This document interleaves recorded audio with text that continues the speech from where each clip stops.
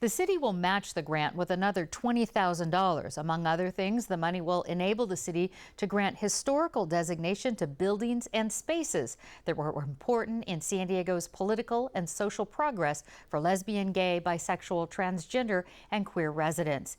Here with the details is my guest, Charles Kaminsky, with the Lambda Archives, which collects and preserves San Diego's LGBT history. And Charles, this grant, as we mentioned, in part is going to be used to get this historical designation for important buildings for this movement. Why is it important to save buildings? Well, it's important to save buildings because it gives us a sense of place, of who we were and where we were, and enables us to move forward to say who we want to be and what we will be. So this is part of this project, of this grant, right, to put the movement in historical context. So how is the information going to be gathered? Well, there'll be a number of mechanisms that the city and their consultant will use. They'll use social media. They'll do probably a website. They'll do definitely oral interviews with significant elders of both the straight and LGBT community. And they'll do site visits. They'll come probably to Lambda Archives and look through our collection of materials from the 60s and 70s and formulate the framework for this report. Well, is there a certain time, a certain point in time, or a particular time that you would consider to be a good place to start for this historical journey of the community here in San Diego? That's a really good question. I mean, our history goes back way to 1885. But it was never acknowledged in 1885. People didn't call themselves gay or lesbian in 1885. Same is true in 1905. There are some significant sites in San Diego that are recognized for their non-LGBTQ history. And hopefully this report and this study will bring us back to those times. I think after World War II, I think that's a pivotal point in San Diego's development, with the war ending, the Navy coming back into town, soldiers and sailors reestablishing their lives.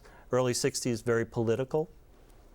So how much history of the LGBTQ community actually has already been lost? Well, that's a good question, and we'll probably find out through this report. The most recent loss was the demolition of the Bernie Michaels Tom Carey house. That was where the early start of the future center, the LGBT center, began in small meetings, and that's where the early pioneers in the LGBT community met and formulated the Articles of Incorporation and the planning for the future center. And that was just recently demolished back in May, correct? That's correct. What are some of the buildings and spaces that you think should be included in this? Well, the first one that I would recommend, and I'm not the expert, would be the actual first center. It's 2250 B Street in Golden Hill. It's a private residence now, and it is historic now, but it's not historic for the LGBT community. So I would recommend that we go back and, with the agreement of the property owner, add and modify the original designation to recognize that center. How is it decided if a building is historically significant? That's another very good question. There is a Historic Resources Board in the city of San Diego that makes that determination. Someone who's interested in designating a property for historic resources pays the fee, hires a consultant, submits the report, and then it's considered. And staff on the city will make a recommendation to support it or not, but it's the board that makes the decision. Well, let's say a particular house or building here in San Diego gets a historical designation. What does that actually mean? What does it do? Does it protect the house from being destroyed? Well, for many homeowners, it means a tax break, because there's something called a Mills Act, where you are able to reduce your property tax because it's designated historic. For other owners, it means that they're able to save the charm of that building or that structure as part of the history of San Diego.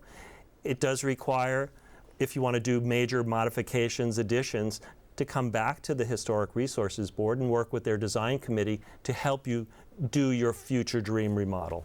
And we'll have to end here, but why is it important for the LGBT community to get this recognition for places and spaces? Another excellent question.